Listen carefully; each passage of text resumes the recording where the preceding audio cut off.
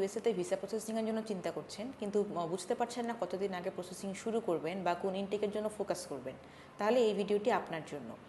ইউএসএতে মূলত 3টি ইনটেক: জানুয়ারি ইনটেক, মে ইনটেক এবং সেপ্টেম্বর ইনটেক। এছাড়াও ইউএসএতে আরও অনেকগুলো ইনটেক আছে, তবে বেশিরভাগ ইন্টারন্যাশনাল স্টুডেন্ট এই 3টা ইনটেকের জন্য অ্যাপ্লাই করে থাকে।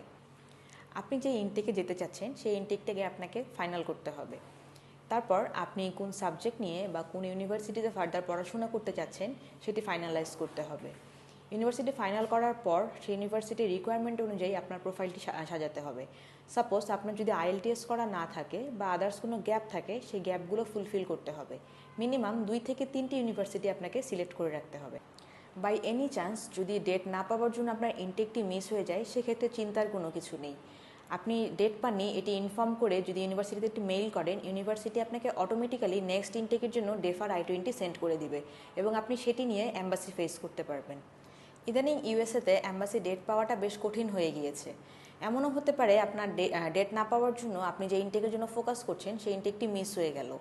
সেক্ষেত্রে আপনাকে প্রোফাইল গুছানো থেকে শুরু করে অল ডকুমেন্টস রেডি করা, ব্যাংক স্টেটমেন্ট রেডি করা, সব কিছু মিলে মিনিমাম 9 থেকে 10 মাস আগে আপনাকে প্রস্তুতি নিতে হবে এবং আপনার অ্যাম্বাসি ফেস করার 3 থেকে 4 মাস আগে আপনার I-20টি হাতে রাখতে হবে।